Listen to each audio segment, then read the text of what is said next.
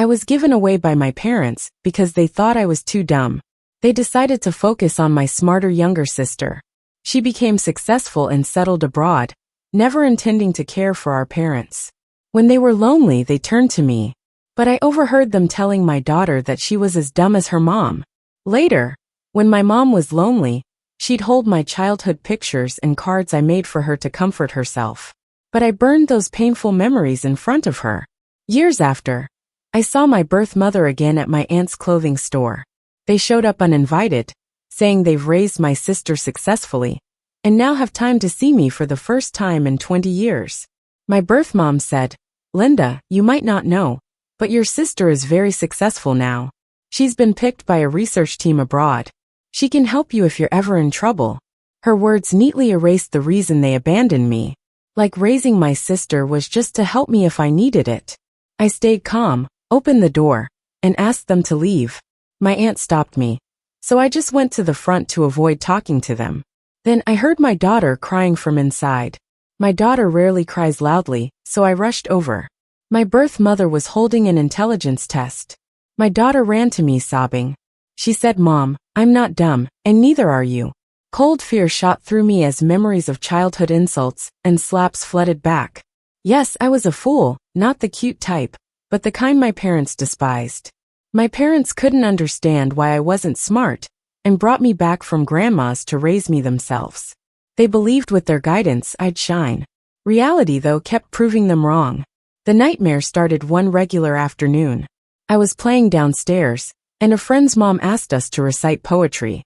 I was the last to memorize it. My mom looked displeased, and said I remembered things slowly but well. Another lady tested me with a poem we learned recently, and, not surprisingly, I failed. At home, Mom hid in her room with Dad.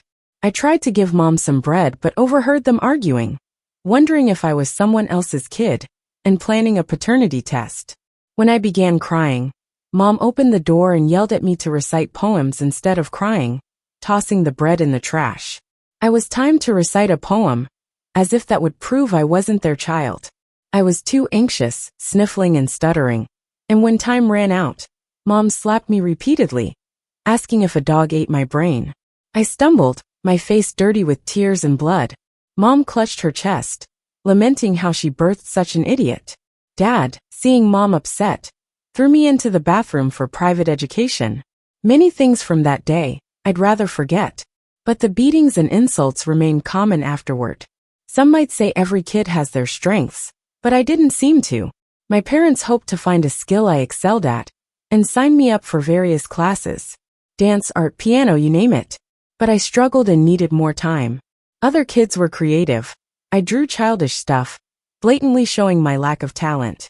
Everything I tried confirmed my stupidity. Parents are advised to accept their child's mediocrity over time. But I was below that, needing my parents even longer to accept. Eventually they did. I overheard them treating me like an experiment, wondering if a fool could succeed with training. I was relieved. As long as they didn't throw me away, I didn't mind being called a fool. I was 7 then, and after hearing their conversation, I was so happy I couldn't sleep. I sneaked into their room at night, hugging Mom's face and kissing her cheek. "Mom, don't give up on me. I love you more than you know." Then my daughter's voice snapped me back to reality. I realized my tears were flowing. I held her close. I wouldn't let anyone make her feel the way I did. The scene hurt my birth mother. She teared up, saying, "Linda, she looks just like you when you were little." My voice shook as I called out Mom. She hesitated, tears rolling down before she could speak. My aunt remained silent, and I turned around, speaking louder, "Mom, you can't just let strangers near my child. Next time someone comes to my store and talks down to her, they're getting chased out with a broom." My birth mother, trying to be affectionate, was stunned and froze.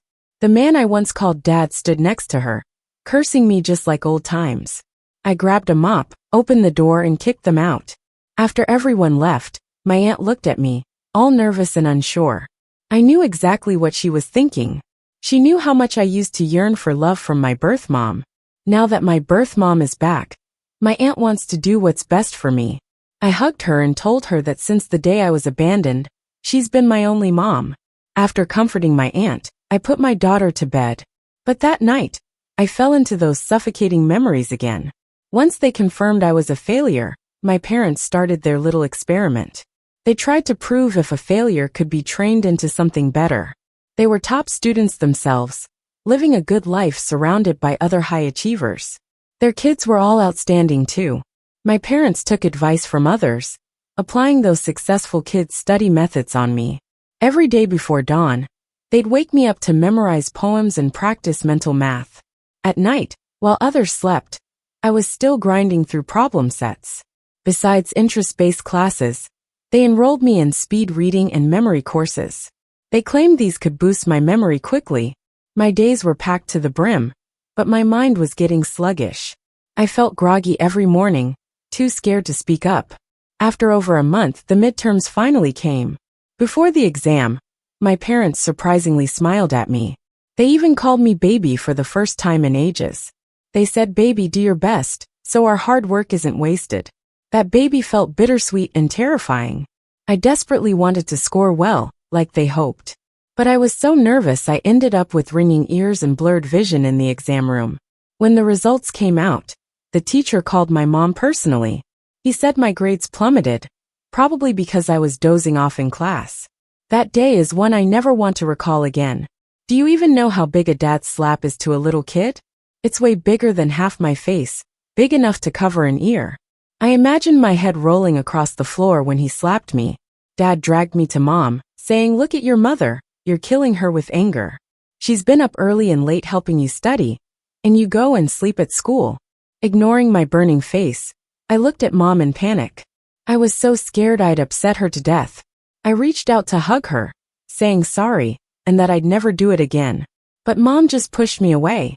That evening, the house was eerily quiet. Night fell, but no one turned on a light. No one cooked dinner, no one talked to me. I curled up in the corner, fighting off sleep, afraid my sleep might actually kill Mom. Then my aunt knocked on the door. She saw my swollen face, curled up in the corner, and yelled at Mom. I don't remember what the fight was about, just that Mom said something harsh. She said, "If I don't push her, you think she'll end up like you selling clothes?"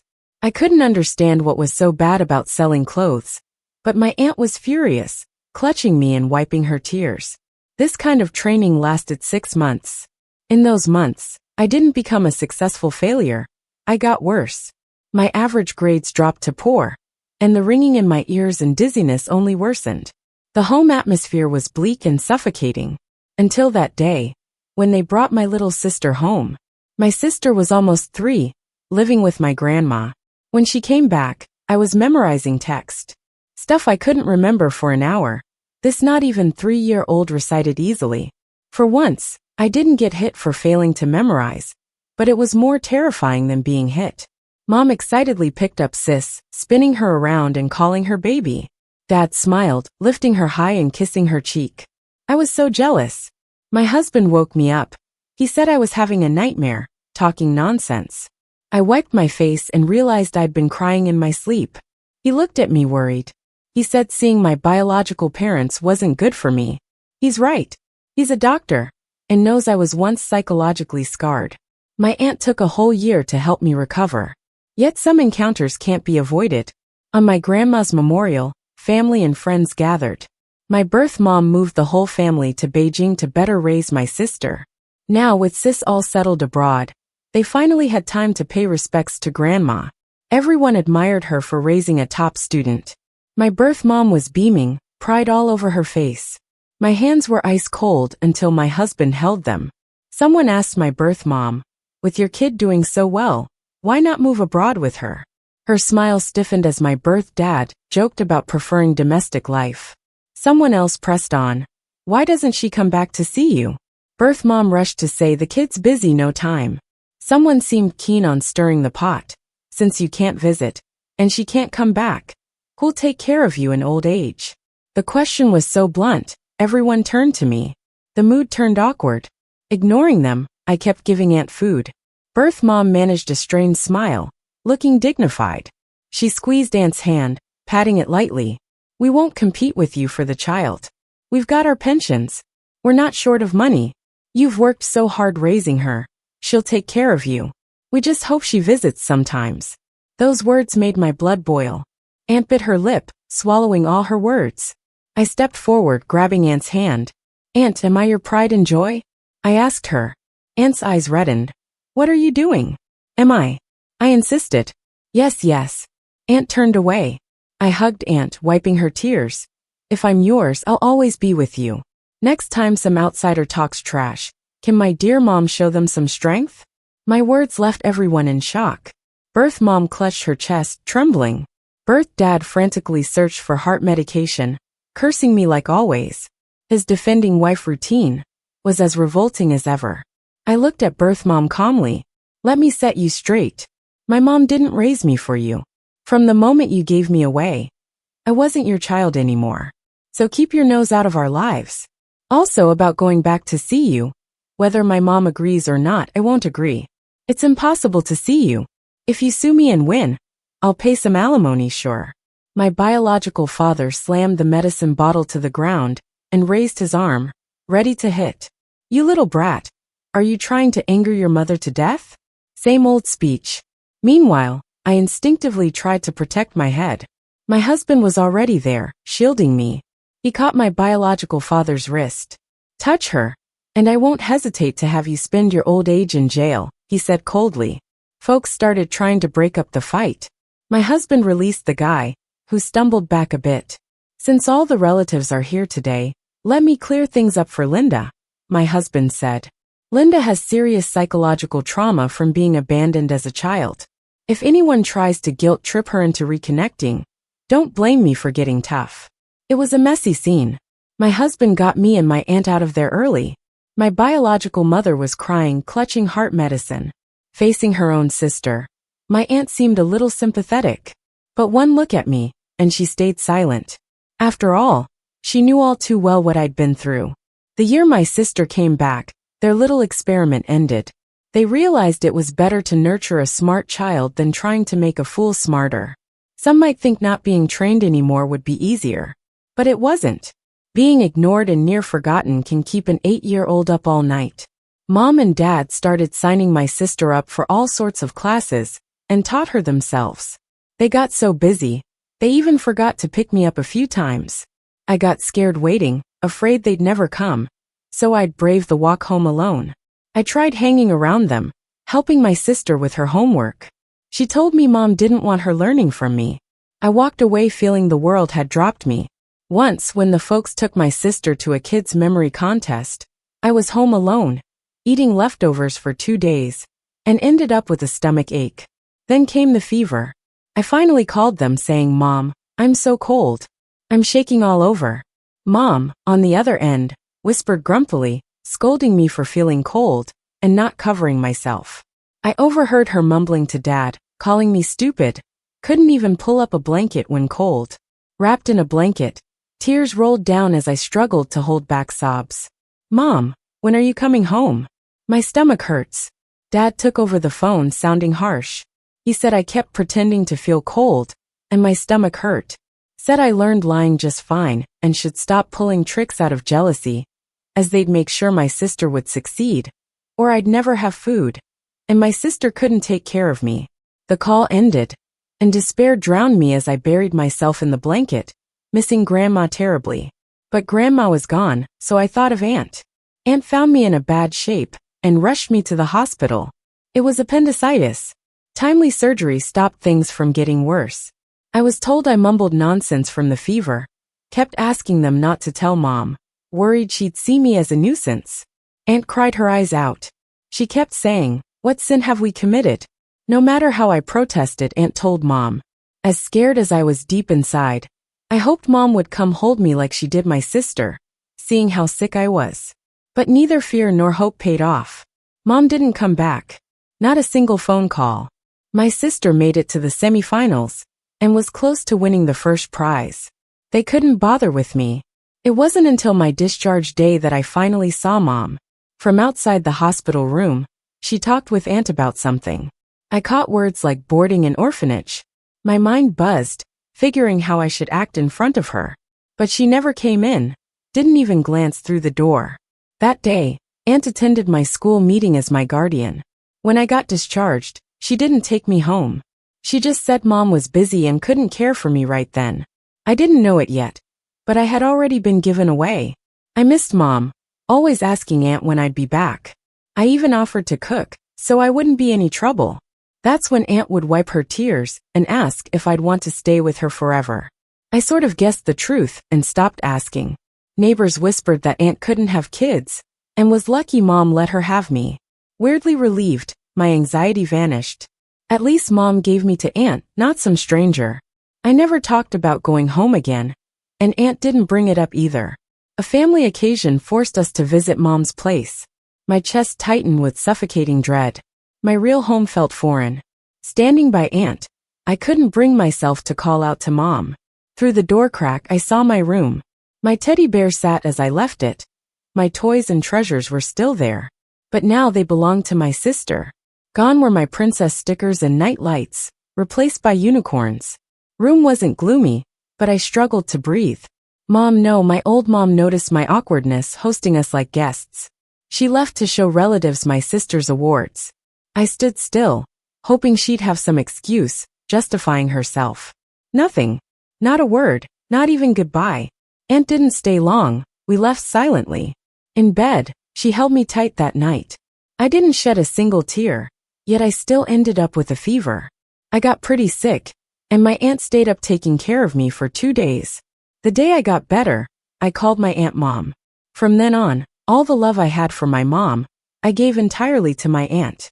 My aunt loved me back, slowly filling and healing the gaping wound inside of me with her love. After Grandma's passing anniversary, my biological parents stopped reaching out. But somehow, relatives always managed to accidentally update me on their news. They said my parents kept calling my sister, asking her to visit, but she refused every time. They even suggested visiting her in the US, but she turned them down, saying she was too busy to entertain them. The more they called, the more annoyed my sister became, and she finally told them not to distract her from contributing to humanity's progress. After that, she rarely picked up their calls. Apparently, that's when my biological mom thought of me again. She started saying how Linda has always had a good nature, even as a child. I cut my relative off at that point. I told her, yeah, I have a good nature. My mom often praises me for it. The relative got the hint and stopped trying to play the go-between. But that night, my biological mom called directly, an unfamiliar number, with her cries coming unexpectedly through the receiver. She said, Linda, please come save your father. Your sister made him so angry he fainted. My first thought was, I guess people really can die from anger. When I was little, I was always afraid I might anger them to death. But who'd have thought? It was the sister they always adored who did. Before hanging up, I told her if she wants to save someone, maybe she should dial 911. I played it cool, but found myself staring blankly into space afterward. My husband sighed, grabbed his coat, and headed to the hospital, saying they'd probably end up at his hospital, so I should just get some sleep. Of course, they ended up at his hospital. Stroke. He survived but was left partially paralyzed. When my biological mom found herself helpless, she saw my husband. She clung to his arm, pleading, "Child, save your father-in-law." My husband explained that rehabilitation is the only way to alleviate the after effects, and it's not something he can fix. My biological mom insisted it wasn't the time to hold grudges with a life at stake. My husband pulled away and asked, "Did you think about the severity of life when you left a sick child alone at home?" My biological mom started tearing up again. Then she called my aunt, asking her to help bring meals during their hospital stay. Like a spoiled princess, she saw her problems as so enormous that everyone should naturally put aside their differences to help her out. It had always been like this. Everyone adored her. When she had me, Grandma took me in. When she didn't want me, she handed me to my aunt. Whatever she said, her husband always indulged her unconditionally. Now my aunt even felt a misplaced sense of duty and agreed to her request. My aunt secretly took meals to the hospital for a few days, but she wasn't herself when she came back. Digging deeper, I found out my biological mom had been crying to her every day, claiming she felt lonely and expressing her remorse toward me, while casually reminding my aunt how much I loved her as a child. My aunt hugged me and said, "Linda, if you want to go back, I won't stand in your way. As long as you're happy, I'm happy too." I teased her for being a crybaby, and she laughed through her tears. The next day, I took over my aunt's job, bringing food to the hospital myself. My biological mom was both ecstatic and unsurprised when she saw me. It was like she knew this would happen. She said, "Linda, I've always known you were a dutiful child. Always." I had to try hard not to let my hand shake, holding the food container. She began her crying and remorseful spiel. "Linda, I knew you'd come. I knew you'd understand. You always said you loved Mom the most." I walked straight to my father's bedside and set down the food container. It had been 20 years since I last saw my biological mother's face up close. Her once proud and beautiful eyes now had wrinkles, hints of white in her hair. The face I once adored, the embrace I once yearned for was right there. But instead, I just found it laughable. I said, "Yes, I used to love you the most, Mom. Back then, I thought the most beautiful person on earth was Mom, and the warmest place was in Mom's arms. Because I loved her, I hated myself. Hated that I was dumb enough to nearly anger her to death. I'd even sneak up at night to check if she was still breathing, worried I'd angered her too much. I treasured every pistachio I got from school for her, hoping they'd cheer her up." My biological mom silently wept with her hand over her mouth. I handed her a tissue. "Love for one's mom, you should understand." She nodded vigorously. I understand. I took a deep breath. "If you understand, then you should know I have deep love for my current mom.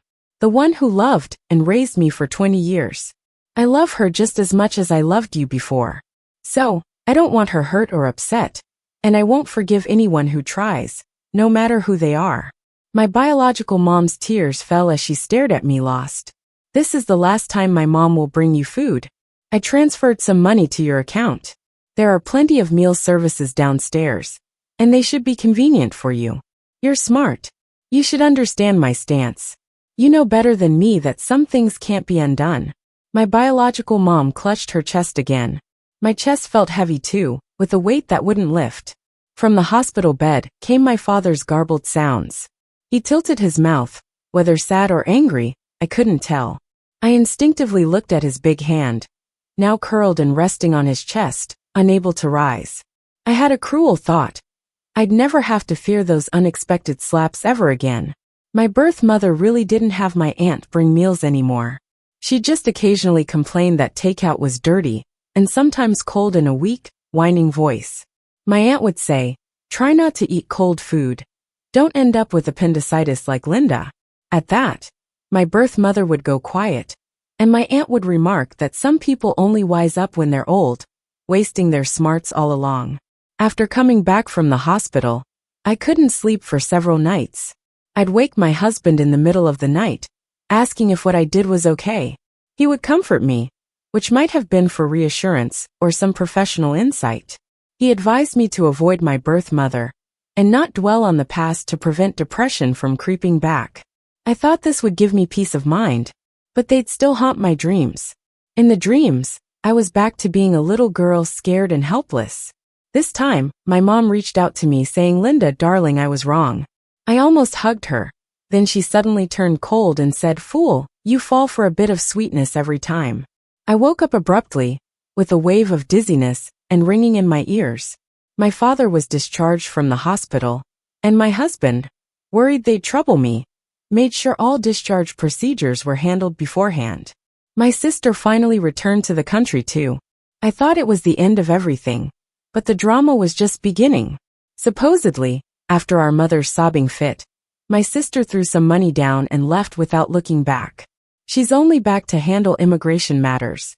Our mother couldn't understand why my sister hated her too, when it was I who was abandoned. My sister said she was merely a tool for parental competition and show-off. She's had enough. Back when being compared with peers' kids mattered, my sister filled my mother's vanity. Now, with friends and colleagues flaunting grandkids and family joys, my sister felt a need to escape. And she did. But the money she left behind was a wake-up call for our mother. Maybe cash could handle an ungrateful fool like me. When she showed up at my aunt's clothing store with my father in a wheelchair again, I was massaging my aunt. My aunt had strained her neck from working hard on clearing stock for days. My birth mother looked worn and weary, but still had a confident glint in her eye. She said she was there just to ask my aunt to help hire someone, nothing else. Going to the hospital for my father's rehabilitation was troublesome, as per the doctor. Doing it at home would be best. They wanted to hire someone preferably skilled in massage. I paused from massaging my aunt, who then held my hand in hers. In today's age of cell phone payments, pulling out a wad of cash, she claimed they had plenty from retirement funds and my sister's contribution. This month's pay was just one bundle, and if the helper did a good job, there'd be more money. Then she asked my aunt, "Where did Linda learn her massage skills? Looks pretty professional." I glanced at my father's limp hand, and suddenly, my left ear started ringing. Sensing my unease, my aunt tried to dismiss them quickly. She said she'd ask around for suitable candidates. But my birth mother wouldn't budge. She added, "I thought why let an outsider benefit, especially with such good pay." Standing up, my aunt opened the door and said she'll contact if she found anyone. My mother bit her lip and finally spoke, seeing Linda loitering in the shop. "She's got growing kids needing funds. I'll pay whatever if Linda's willing to work. She brings the kid. I could even help tutor the child." At that, she rummaged in her bag to pull out more money. That's when my aunt exploded. She yelled at my birth mother, "What do you take Linda for?" "Huh? I ask you, what do you take Linda for? You say you're wrong, but all this time on calls repenting. Have you once asked how Linda's doing now? If you cared even a bit, you would know, our Linda's doing excellent now. Working as a financial director at a major company. Our Linda's extraordinary. You've always looked down on us. Just because you're smart doesn't mean we deserve to be summoned by a few bills. Consider having a child massage. How could you utter such? Before you said that, did you think of Linda's feelings? Do you know how long it took me to treat her depression? If you dare upset her again, don't blame me for going head to head with you. Think you're going to help raise Linda's child? Are you mad, or am I? Do smart people talk without thinking? My birth mother stood there bewildered, unsure if it was the financial director title that stunned her, or my aunt's sudden outburst. Gripping my father's hand, she eventually broke into tears. I didn't know she was depressed. It was my first time witnessing such fury from my aunt. You didn't know? Aren't you smart? Weren't you the academic star? How on earth didn't you know? She retorted, grabbing the money from the table and throwing it at my father. Massage? Massage what? Someone who hit a child hard enough.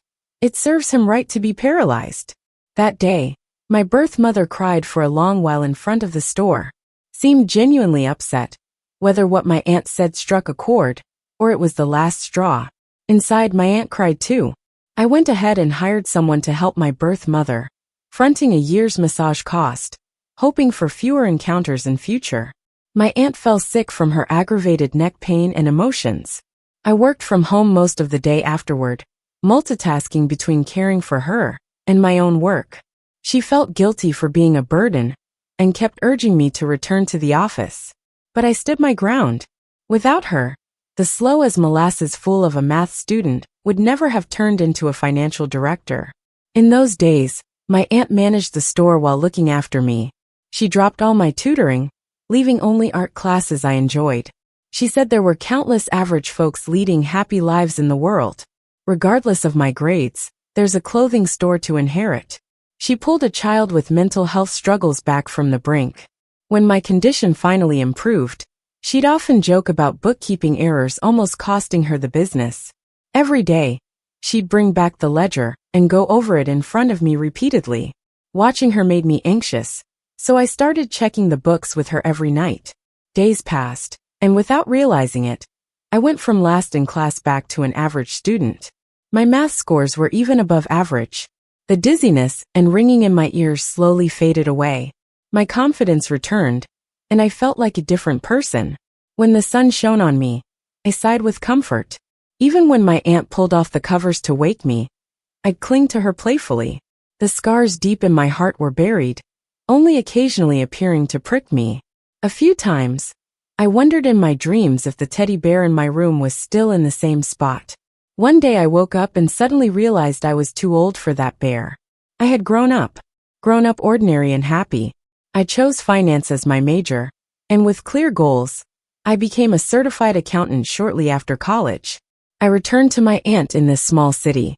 Eventually, I became the financial director, while still helping with my aunt's books. But then my aunt effortlessly showed her bookkeeping skills. She said she no longer needed to pretend. It took her 20 years to show me I wasn't dumb. Even after my aunt got better, she stayed in touch with her sister, helping often. I understood she was worried about my state, afraid my biological mother would come back and hurt me again. She shielded me, wanting to bear it all herself. My biological mother, in her long loneliness and the gap she felt, began reflecting on her past actions. It's when you miss care that you realize the value of love. I heard she spent her days at home going through old photos. Those fleeting moments she never cherished are being relived. When I left suddenly back then, I took nothing, conveniently leaving room for her regrets. It was the first snow before New Year's. I was hanging red lanterns on the store's door when she stood outside in the snow with a bag. I was secretly taking anxiety pills for months, trying to wean off them. Upon seeing her, I clenched my fists instinctively. Her red and swollen eyes no longer showed the certainty and manipulation I'd seen before, but rather an expression my aunt had when she pitied me. She stayed a few steps away, nervously pulling out a scarf from her bag, and offered it carefully. "Don't go, child," she said. "I'm just here to give you a scarf. No other intentions, seriously, just a scarf." Seeing that red tasseled scarf filled me with a mix of anger and sorrow. "You saw the birthday cards I made?" She nodded vigorously. "I found them in your little cabinet," she said, choking up. "And some photos." I was wrong, so wrong. I didn't know such a young child had so many thoughts. She pulled a stack of childish cards from her pocket. The top one with smudged writing had my birthday wish. I want a long red scarf with tassels. She protected those cards with her clothes, fearing snowflakes would settle on them. "Linda, give me a chance to make it up to you," she pleaded. "Not just with birthday gifts, but with all your wishes I can fulfill." I smiled bleakly, surprised she even remembered my birthday. "Take the scarf back. I don't need it anymore." She stubbornly insisted. "It's snowing now, perfect for wearing it." I took the card and held it in front of her. Under the streetlight, the blurry writing became clearer at the back. "I want a long red scarf with tassels to give to my most beloved mom." She stared blankly at the card, tears streaming before she could speak. She gasped for air, struck by the love that reached across time. I lowered my eyes, unintentionally rubbing salt in the wound as I quietly told her, "Take it back. I don't celebrate my birthday anymore." She looked at me teary-eyed and confused. I gave a small smile because on my birthday 21 years ago, I was abandoned. The snowfall grew heavier, like the day my aunt rushed me to the hospital. Her figure in the snow slowly hunched over. I knew the pain, so intense you couldn't stand. The heart, the soul, all twisted in agony. My biological mom clutched the scarf to her chest and shakily put the cards back in her pocket. She gave up trying to hold on to me, but I stopped her. "Can you return these to me?" I asked. She looked at the cards as if they were treasures, but nodded nonetheless. I leafed through each one. The love of a small child for their mother was etched in every card. Some dated back to kindergarten. Little stick figures with colorful painted heads. The most beautiful colors in the world were for Mom. Heart-shaped leaves filled a page, every bit of love for Mom. My mom's picture had my little photo next to it. I wanted to always stick with her. As a kid, I dreamed of wearing a tall chef's hat. Mom loved boiled fish, so I'd make it for her every day. Each card, with its childish handwriting, told a suffocating story from the past. I quickly reached a first-grade journal. The first page boldly said, "Going back to Mom's house is the best thing ever." That day, I happily walked toward the beginning of the nightmare. After that, my diary became neurotic. Each page craved my mom's love, feared making her angry. Each page tried finding a magic trick to make her happy. My biological mother sobbed, "Linda, I was truly, truly wrong. I don't ask for forgiveness, just a chance to make it up to you. Linda, as long as you're happy, anything is possible." Anything? I wondered if that included not letting her use my old wounds to try and reach my heart again. On the shelf, my aunt had just placed a charcoal brazier, used for lighting firecrackers for her daughter. I picked up the cards one by one, tossing them into the flames. Painful memories deserve to be burned to ashes. Otherwise, they hang over you, ready to be used against you. The fire flickered as it devoured those memories frame by frame. My biological mother sat on the ground, then scrambled to her feet, crazily trying to grab the burning cards. My husband pulled her back just in time. Her legs went limp, but she kept muttering under her breath. Facing the brazier, she called out, "Linda, my Linda." As the end of the year approached, she didn't come back. My aunt went to check on her and said she had started eating a vegetarian diet and chanting Buddhist prayers. Some people advised me, saying she'd changed so much and truly repented, that I should forgive her. I wasn't convinced. Who says being on a vegetarian diet and chanting is true repentance? I think it's a form of self-redemption. It's a way to escape her pain, a way to cope. At its core, it's just self-preservation.